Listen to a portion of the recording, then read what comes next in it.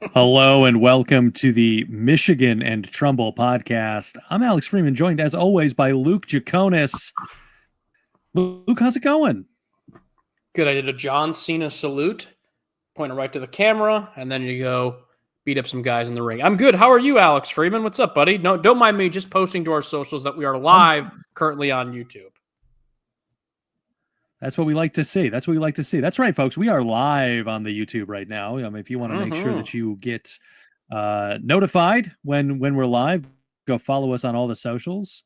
Follow us here on the YouTube. Hit that little notification bell, and you too can know when we're going to come on live and chat baseball. We've been doing it throughout this season. It's kind of our primary way of putting out episodes. But Luke, to get back to your question, I'm good. Good. Good to hear. I'd have been worried if there was another now answer. I would have heard otherwise. Yeah. I kind of want to get right into the crux of the conversation. And I realize I'm putting you into a box in a corner by the way that I titled this episode, which is Luke thinks the team is getting too cocky, in which we got into a spat, a lover's quarrel in our baseball group chat about this. And so I think let's just kind of dive into the episode with that conversation. I want to give you a chance to make the case that the team is getting too cocky, and then I'll make the counter argument. Okay. Well, I mean, obviously I'm right. I'm right and you're wrong. You know, I'm big, you're little, I'm smart, you're dumb, and there's nothing you can do about it, to quote Danny DeVito from the classic 90s film Matilda. First of all, did I use the words too cocky? Can't even dispute these. I know. I think you might have said too full of themselves. Yeah, I probably said something. I mean, look, here's the deal, folks. When I made this original comment, we were coming right off the heels of arguably the worst loss of the season. You make 3 errors, you blow the game in the 8th inning against the Cincinnati Reds. You know, who knows what I was liable to say. I could have said the sky was orange. I probably would have fought tooth and nail to prove that I was right. Does it help the fact that then just a few hours later, all the other AL Central teams lost, and it made me kind of take a breath and say, all right, well, literally nothing happened. Of course, I've got a big mouth and I'm half Italian and half idiotic. So what are you going to do? I will say this. I don't think that the team, do I think they're getting too cocky? Maybe cocky is not the right word to use. Do I fear that this team could get to a point where they're too cocky and then go into cruise control? Yes. And I think it's not so much the team, it's just an overall culture within Tigers fandom right now. I'm so happy to see people celebrating the success of this team, as they should be. It's the best Tigers season in years, literally since like 1984. The Tigers are off to their best start since 1984, the Roar of 84. We know how that season ended. So I'm all for people getting stoked. I'm all for people pumping their chests and, proudly saying that the Tigers are the best team in baseball, because they are. You are correct, Alex, as we said in the chat. Logistically and literally, they are the best team in baseball record-wise, which is fantastic. I just get a little bit worried that everyone keeps forgetting that there's still 3.5 months of baseball left to be played. And I don't want the early success of this team and the season to then just be the go-to answer that just because they played good up until now, that they're automatically just going to tight rope their way and cakewalk their way into a playoff spot come September and October. Because I think if they go in with that mentality, they are going to get humbled, and humbled quickly. I said it in our chat, look back at last year. The Tigers were on the outside looking in. It can happen just as easily. So there's a lot of baseball left to be played. So I just don't want to see the Tigers take their finger off the trigger, so to speak. I want to keep their foot on the gas, keep the pulse going, whatever metaphor you want to use, use it. I just don't want to see the Tigers start to rest on their laurels and they fall asleep. And next thing you know, they're on the outside looking. And once again, it would take a lot of falling asleep to do that as it currently stands, because they have a 9-game lead in the American League Central.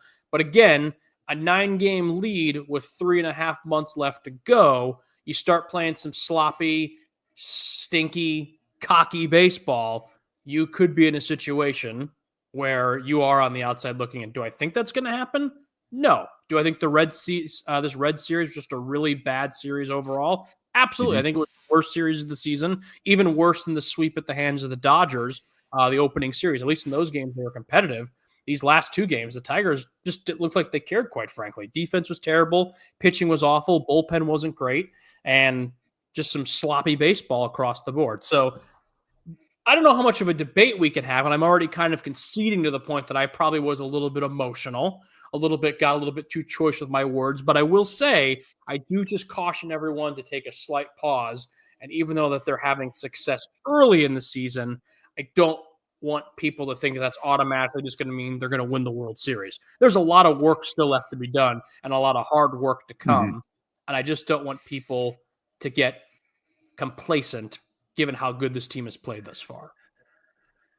Now, what I will say, Luke, is I don't think you're alone in Tigers fandom to like be concerned in this month of June. I feel like I've seen a few different things around the social media, and obviously we're a little bit more plugged into the social side of Tigers fandom than maybe some other people are. So like, I also think that like I'm probably reacting in reaction to this a little bit more strongly than I should.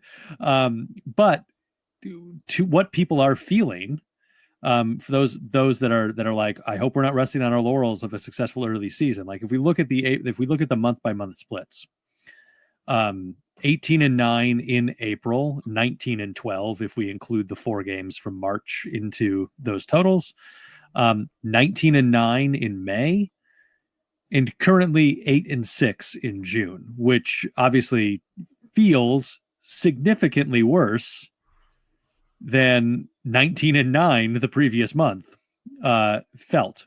However, 8-6 is a .571 win-loss percentage. If they played baseball like this over the course of a full season, that's a 92-win season, which was enough to win the Central Division last year. And so I do think that we're looking at some regression to the mean right now. We're also at a point in the season where I'm not saying that we're like trying to limp our way to the All-Star break. I don't think that's the case at all, but it is kind of like, okay, we got to kind of survive to the All-Star break. We can reset, head into that kind of last push of the trade deadline, get the reinforcements that we need as we assess whatever our injury situation is at that time, and then be charged up to make the run. Because, especially even, when you think about like this team going back to last season has been playing out of their minds for basically 5 months of baseball. Yeah. And so we're gonna see some of this regression to the mean. I'm not good enough at math to know how to tell you how many games they can afford to, like what they could afford to play under or like just slightly above 500 to bring it back to that 571 average overall for the season. But somebody out there can do that math, I'm sure. And there's plenty of, like you said, there's plenty of breathing room to be had. We just hope we don't need the breathing room. Precisely. I think another thing too, I'm a little bit, maybe my cage is a little bit rattled, so to speak.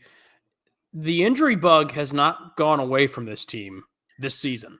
They started pretty banged up. They didn't have a center fielder to the point where they had to put Javi Baez in center. And then obviously we know the Javi Baez comeback story. I mean, right now, is there any argument to be had? Javi Baez is winning comeback player of the year in the American League, barring a massive drop off in the second half. I mean, the guy has played out of his mind good, and it's a great story for Javi. It really is.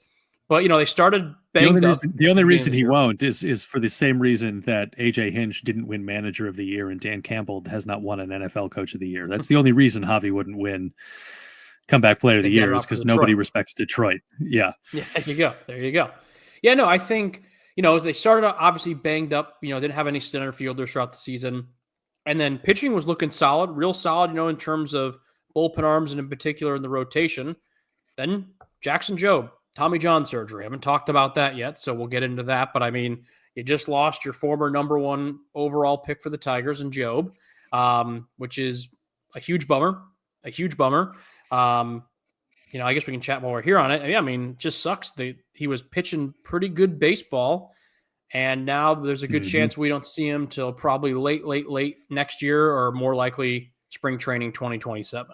So, these arms. I mean, these young kids and these. I really start to almost agree with the kind of crazy methodology that some talk about of if you're a starting pitcher and you're young, just get Tommy John out of the way like as soon as like you're a year into your career. Just like bite the bullet and just do it, because at some point you're going to need. I mean, these elbow injuries, these arm injuries are just crazy. They're taking out guys left and right, and now finally it came for one of our own in Jackson Jobe, and it's a real bummer. And I wish him well and speedy recovery, because I think he's going to be a major part of this franchise for seasons to come. I've got a lot of stock in Jackson Jobe. I really do.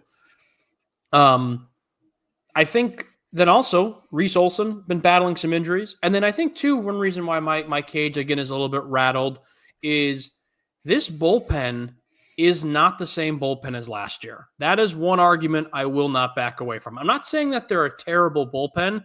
I do think they have regressed significantly from last year to this year. Now, there are still a couple of pieces similarly to last year that are your go-to guys that 9 times out of 10 are pretty solid. Your Will Vests, your Brant Herders, and then the new guy they signed, Tommy Kahnle, who's just got that deadly changeup. I mean, it's absolutely an unhittable pitch borderline. But you look at guys like Tyler Holton, who was arguably, you can make an argument, the MVP of the Tigers last year, maybe behind Tarek Skubal. Truly. That's how dominant and how successful Tyler Holton was in the 2024 season. Hasn't had the same success this season. Bo Brisky, who was a huge arm that the Tigers had down the stretch last year when they were making their playoff run, just recently got demoted to AAA because he's had terrible success. John Brebbia, who was a big free agent signing that they brought in and helped kind of shore up the bullpen. They kind of took a gamble on him, to be fair, but terrible. Just DFA'd recently, had an ERA north of 7. So there are some guys in this bullpen that a lot of question marks around. Now, again, you've got Herder, who I love, Brant Herder. I'm a huge, huge fan of Brant Herder. He's that lefty bullet arm they need out of the bullpen. I hope Tyler Holton kind of gets back to his form that he was last year. I think Vest is solid. Kahnle is solid. But then you got a kind of bunch of in-between guys. Chase Lee's been good, but has he really been tested yet at this point? I mean, pretty small sample size, but he's been good for the most part. Brendan Hanafy's another one. Kenta Maeda's long gone. So, again, it's hard to complain about a team who is literally the best team in baseball. And I'm sure anyone listening, watching that hears you griping is like, oh my God, like find something else to bitch about. There's other problems in the world than the Tigers being the best team in baseball. I hear you. I get it. But just speaking as I do and how I feel, there's room to work. There's a lot of areas where this team can still improve. And I think, like I just kind of mentioned a moment ago, talking about where the bullpen is currently at, that's the number one spot where I think Scott Harris has to add at the trade deadline is bullpen help and bullpen support. And I'm also at this point too thinking you go out and you get another arm for the rotation.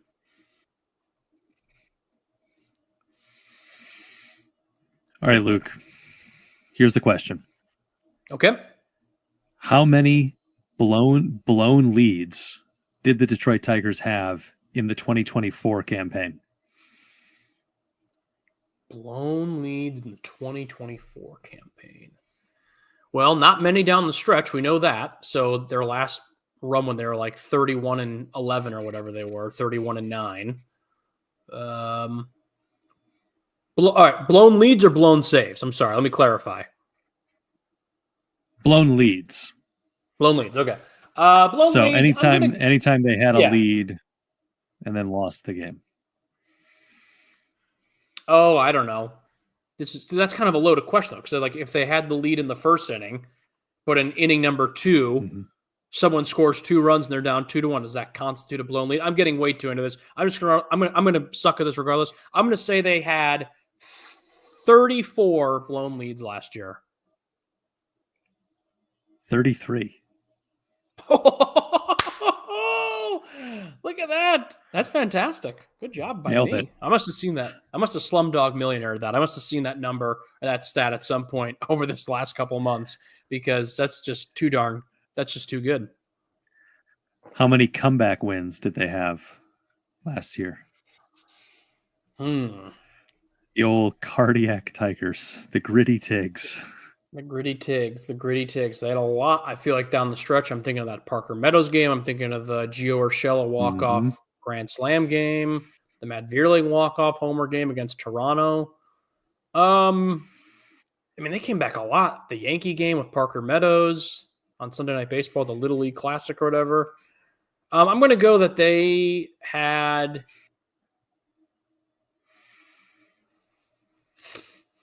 39 come from behind wins.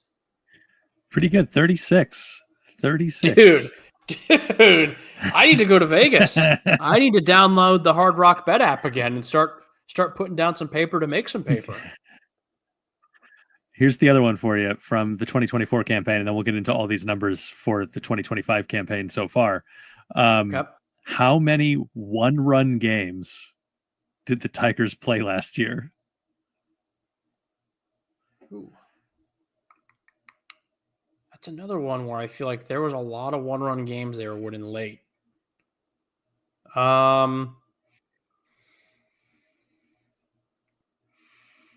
Wait, I'm sorry, to clarify, did they just played in or that they won these? How many one-run games did they win? You can give me either number if you want to give me one. All right, I'm going to say the one they or I'm going to say it's slightly. I'm going to say it's in the. I'm going to say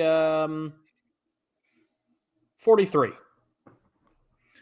They won 31 of them. Mm-hmm. They played 55. Yeah. Checks out. They played I believe all that. Third of the season, one-run games. Yeah. That all checks out. Yeah, that's yeah, that checks out. Can I just this is a total detour. I know we're going to do the 2025 numbers here in a second. Well, I'm going to be because I'm on the positivity train right now about the Tigers. You talked me off the ledge from yesterday, and now here I am ready to go back into battle with these guys for this 3-game series against Pittsburgh starting tomorrow night. I want to talk about one guy in particular. What we do. Yeah. I want to talk about one guy in particular who absolutely I have fallen in love with this season. There's been many, but Gleyber Torres. I love Gleyber Torres. I admittedly did not watch a ton of him when he was with the Yankees, because why would I be watching Yankee games in my spare time?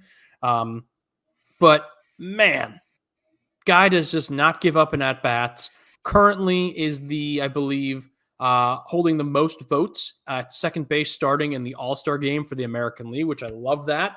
Fantastic for Gleyber. We're going to definitely have some representation from the Tigers this year at the All-Star game.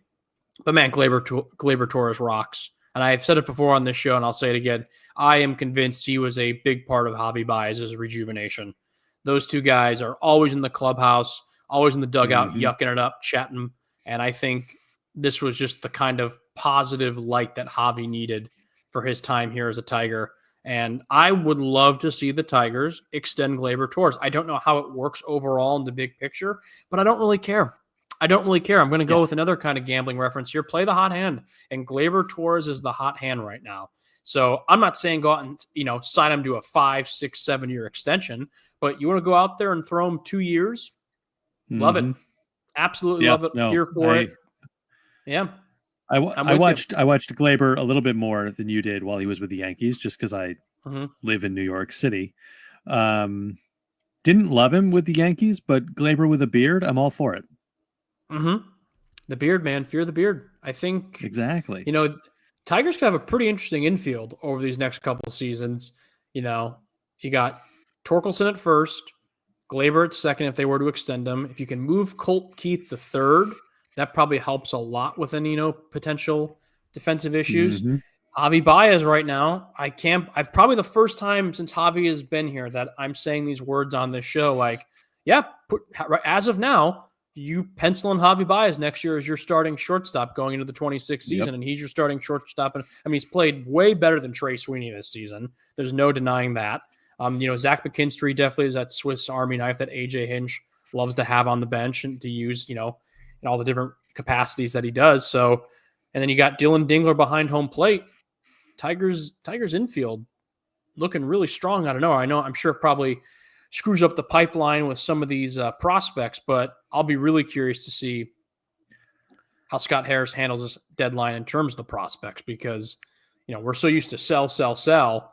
Now we're buy, featuring NSYNC, and it's gonna be good. It's gonna be interesting to see what he does when he's got all these tools at his disposal, how he moves them. Yeah, it'll be interesting as well because one thing that I think is not getting a ton of play in the media as of yet is the very high likelihood that we have a lockout after the 2026 season. And so when you start to think about windows for championships, I'm not saying we'll lose the 2027 season. I don't want to go that far.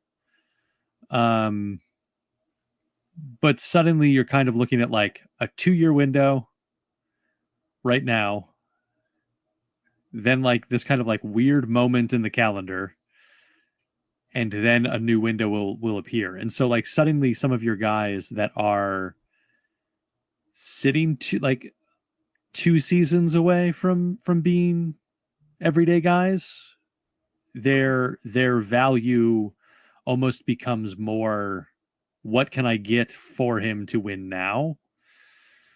In that front. So it's a more interesting calculus than I think it might be in a normal situation. Yeah. So if you want to just look at recent Tigers history, they're usually good / decent / halfway competitive for about 10 years. And then they completely play like dog shit for about 10 years. So if we're just getting into our 10-year good stuff, great. I like our odds. But you definitely don't want to be like the White Sox. The 2020, 2019 White Sox, be good for 2 years and then completely just nosedive off a cliff for 5 years. We don't want that. We definitely don't want to go back. We want to keep moving forward. Yeah, exactly. All right, let's look at some of these numbers so far this season. Yep. Okay, so how many blown leads do the Tigers have this season? I'm going to say, how many games are we in? 78, 70. 70. Hold on. 46 I have my notes here of how many games I've watched. 73. We're at 73. 73 right games. Okay.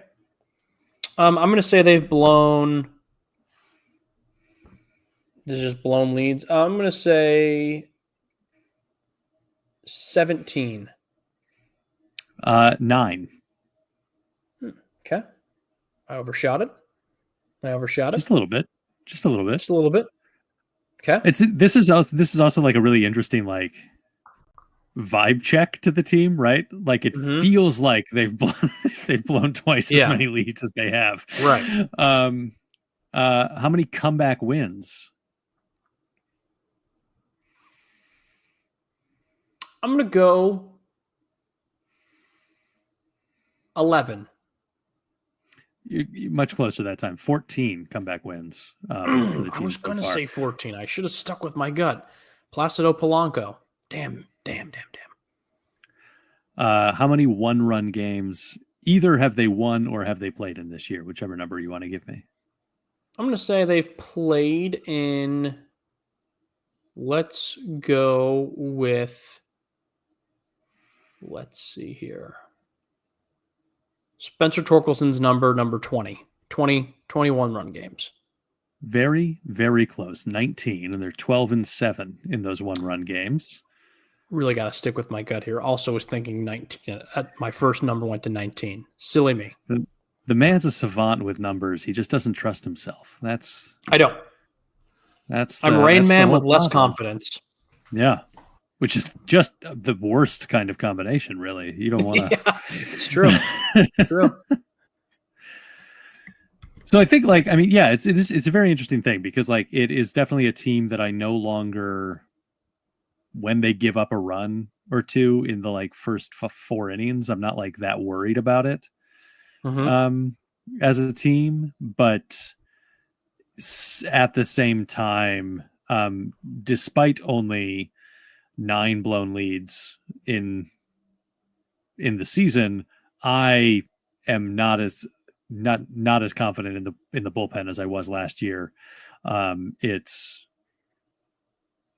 It's more of a, I need to be feeling confident in the bats that game, and then I'll feel fine when we turn it over into the bullpen, as opposed to like, yeah, the bats have been fine, but we've got a 3-run lead right now, so they'll hold it. It'll be fine.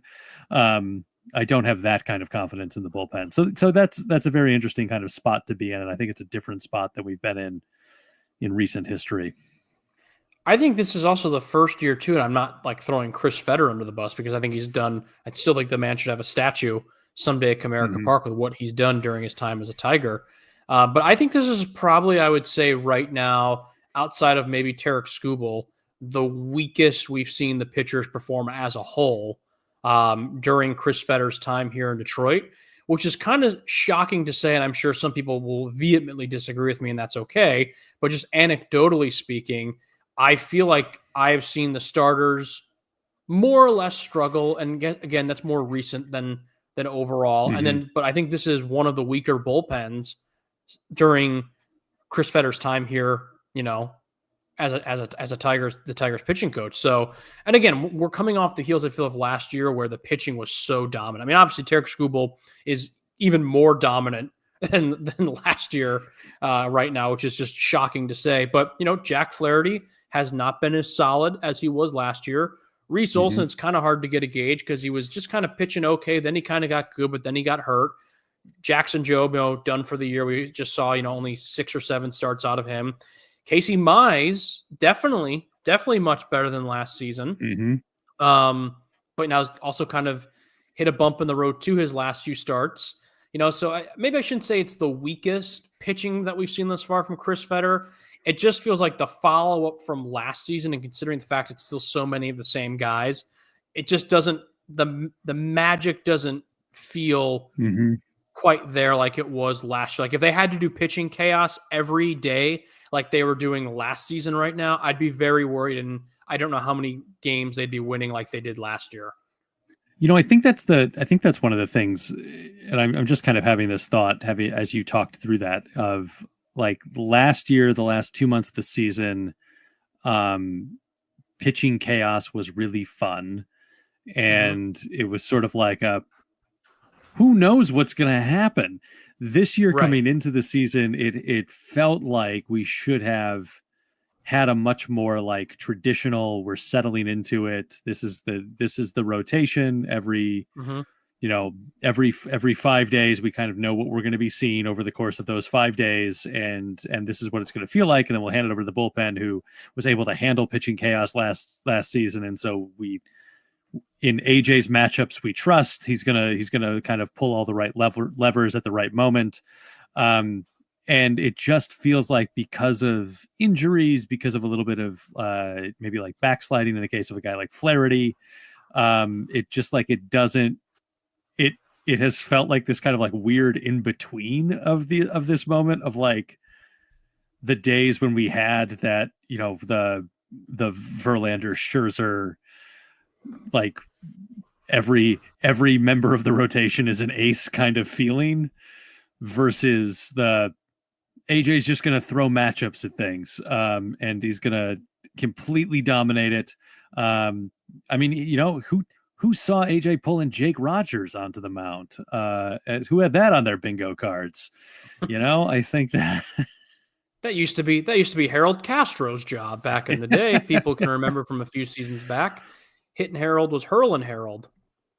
But no, I think I do think you're right, though. I just think it's an overall, you know, some things haven't lined up the way that we thought they would going into the season. That's just part of baseball. You know, I mean, guys get hurt, guys don't perform and get demoted. But I mean, if you really look at the Tigers bullpen as a whole, I feel like last year during their run and this year, there are so many guys that are either A, that got released, the Kenta Maedas, B, have underperformed and are now in AAA, Bo Brisky, or C, are hurt and done for the year. Tigers, Jason Foley didn't pitch an inning this year, started the season in AAA, and he's done for the year. We haven't seen Alex Lang since, you know, a third of the way into the season last year. You know, Tyler Holton has regressed, you know, significantly from last year to this year. Will Vest has been the one guy, I feel like, along with Brant Herter, who we saw in a very small dosage last season. Will Vest has been probably the most dominant mainstay from last year to this year. And then you had a great addition, obviously, in Tommy Canley, and then Brebbia just didn't pan out. But then you got a new guy like Chase Lee. Maeda, like I mentioned, got cut. So, it's just a lot of new faces, and I just don't feel like the faces have quite earned the trust like they did last year. But then again, when you're in a situation like last year, you don't really get a chance to trust it. You're like, this is what we're doing. When you literally don't have any starting pitchers and your two starting pitchers are Tarek Skubal and Cater Montero, and 3 out of your 5 days are bullpen days, you just got to learn to like it. There's really no time for you to kind of sit and analyze. It's just, all right, let's hope this works out. And the Tigers got lucky and it worked out. So we'll see. We'll see how it pans out. And I do think at some point, I think a big key for the Tigers is, like I said a little while ago, if they can get Tyler Holton back to the kind of the form and the dominance that he had last season, I think then this bullpen, then you have 2 power lefty arms coming out, especially with Brant Herter, who's kind of that middle relief guy. He's a much, much more improved and more reliable Joey Wentz, pretty much. And that's honestly a great weapon to have on some of these bullpen days or long inning days when you need a guy to go out there and pitch, 2 or 3 innings. If your starter takes an early exit, which we've seen some of these guys do, Cater Montero, Jack Flaherty. So they're relying on this bullpen. The bullpen just isn't quite up to snuff like it was last season. Again, it's not terrible, and I feel like we've been, myself in particular, been like super negative. Like, things are good. They're a very, very, very good baseball team right now. This is the best baseball team the Tigers play. They're off to the best start, like I said earlier, since 1984. They're a very good baseball team. You just can't. I just don't want people to be like, well, because they made the playoffs last year, they played so good this year, that just means they're automatically going to make the playoffs this year. Like, no, that's not how this works. Yeah. Like, at some point in time, although they've been awful this season, the Guardians are going to get hot. The Twins are going to get hot. The Royals are going to get hot. The White Sox are going to be the White Sox, but they won't be quite as bad as last year. They're going to get a Pope. They improved a little bit, not only on the field but off the field. They've got Pope Leo repping their swag at the Vatican. So I think it's, it's just, you got to stay on the offense and, just be ready to strike. I guess, would you stay on the defense? You got to stay on both. Hit well on offense and then learn to play both sides of the ball. That's what we didn't see. That's right. Yeah. Play both sides of the ball. Oh God. And it'll be interesting. Like, I feel like in the history of this show, I've always said like, well, I got to see what they do in this next series, but I will be interested because they 6 times this season have they lost 2 games in a row. And only twice have they lost 3 games in a row. And so it'll be interesting to see with the day off, were they able to get their minds right as Pittsburgh comes into town. They didn't have to travel at all, which is always the kind of a nice benefit as well. They can kind of get, it feels additionally restful when you're able to be in your own home. So yeah, I think it'll be great on that front. Upcoming Pirates, Rays, Athletics, Twins, kind of the next couple weeks of games. Should be some good stuff. Make no mistake about it. The Reds are scrappy. All of Terry Francona's teams have some element to scrap and pizzazz with them. Terry Francona, the man who can't stay retired, from one Ohio team to the next. But I feel so, I was thinking about when we went to Miguel Cabrera's last game, the various Cleveland fans who had come in for the weekend to be at Terry's last game. And it's like, well, sorry guys. Sorry. He's back. Hope you like Skyline Chili. That's his new home now. No, I'm with you. I think Francona always puts together a scrappy team, and I've always liked Tito. He's an old, one of the last guards of kind of that early 2000s era. It's still kicking it. But the Reds are a scrappy team. I think that's another reason too why I'm a little bit curious to see how the rest of this month goes, because on paper doesn't always mean everything, but on paper, Tigers should beat up on a lot of these teams. The Pirates are not good. Rays are kind of scrappy. They're hot and cold this season. Minnesota has not played well this season.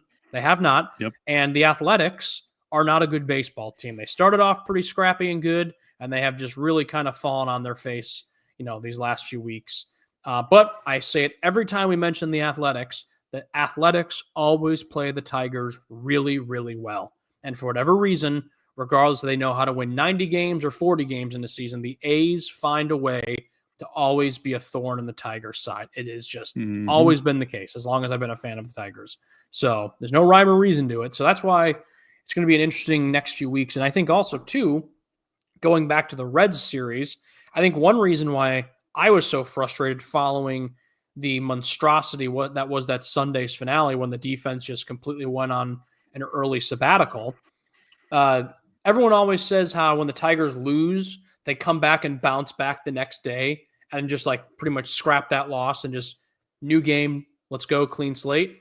Well, they lost, I think it was 11-1. They got their teeth kicked in Saturday, and then they vomited all over themselves defensively on Sunday. And to be fair, that's really the first time this year that's happened where they've had like two ugly losses back to back. But it doesn't make me happy. Still, no. I don't care if it's only happened once. If it doesn't happen again, still don't like it. So, again, very good team. They're in a great spot right now. And I really think even if they keep playing at this rate that they're at, if they keep playing 8-6 baseball, whatever you said that percentage was, what was it, 570 or a 530 percentage, whatever, 571. Even if they keep playing at that percentage throughout the rest of the season, they're fine right now. They've got a good size lead in the Central. But like I said at the very beginning, you can't just rest on your laurels and just think that the Cleveland Guardians and the Minnesota Twins are just going to roll over and die, especially the Guardians. The Guardians are going to get out on these weird out-of-the-blue win streaks where they win like 9 games in a row, and they're going to shrink that lead down from 9 games to 4 or 5 games. And then that's when the season will really get started. So I'm not counting out any team until it is mathematically said and done. So until we get to, that second or third week of September, whenever the Tigers, depending on how big this lead gets, then I'll start popping some champagne bottles. But in the meantime, keep your head down and go to work. I love it. Luke, we'll talk soon. More baseball. Folks, follow us on all the socials. Luke will announce when we're going live on those spots, or just like and subscribe here on the YouTube. And make sure you can catch us when we're live, watch episodes in the rearview mirror as well as they go by. But we will be back soon to talk more Detroit Tigers baseball here on the Michigan and Trumbull podcast. Luke, have a great week. See you, buddy.